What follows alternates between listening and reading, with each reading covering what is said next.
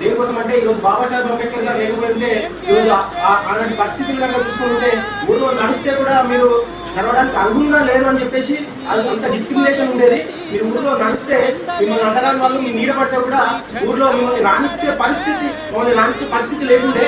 అలాంటి పరిస్థితి నుంచి మనం నీళ్లు తాగడానికి కూడా అనుమతి ఇవ్వని పరిస్థితుల నుంచి ఈ రోజు ఈ దేశాన్ని శాసించే స్థాయిలో ఒక ప్రెసిడెంట్ స్థాయిలో మనం కూర్చున్నబెట్టి ఈ రోజు మనం అంత స్థాయిలో ఉన్నామంటే కేవలం because of doctor Babasaheb Ambedkar గారి కృషి వల్లనే అని చెప్పేసి ఈ సందర్భంగా తెలియజేస్తున్నా. అక్కడే మన సొసైటీలో మనకు చాలా మంది ప్రొటెక్షన్ ఇస్తారు, ఒంటి మీదకి మున్సిపల్ వచ్చినాయి, నెత్తికి తోపు వచ్చింది, చేతిలో లాఠీ వచ్చిందంటే because of doctor Babasaheb Ambedkar. మన రాజ్యాంగం కనుక లేకపోయి ఉంటే, ఆయన కనుక మన కోసం ఆయన జీవితాన్ని కనుక అర్పించకపోయి ఉంటే ఈ రోజు మనం అందరం ఎట్లాంటి పరిస్థితుల్లో ఉండే వాళ్ళమో అసలు ఊహించుకోలేని విధంగా ఉండేది.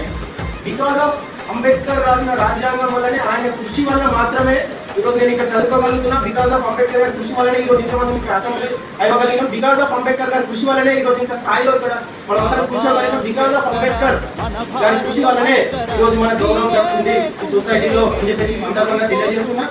ముఖ్యంగా ఈ రోజు నివాళులు అర్పించాలంటే ఈ దేశంలో ఉన్న పీడిత ప్రజలు ఎవరైతే ఉన్నారో, ఈ దేశంలో ఉన్న పీడిత ప్రజలకు ఎప్పుడైతే అధికారం వస్తుందో అప్పుడే ఈ దేశంలో ఉన్న వాళ్ళందరికీ నిజమైన అంబేద్కర్ జయంతి జరుపుకునే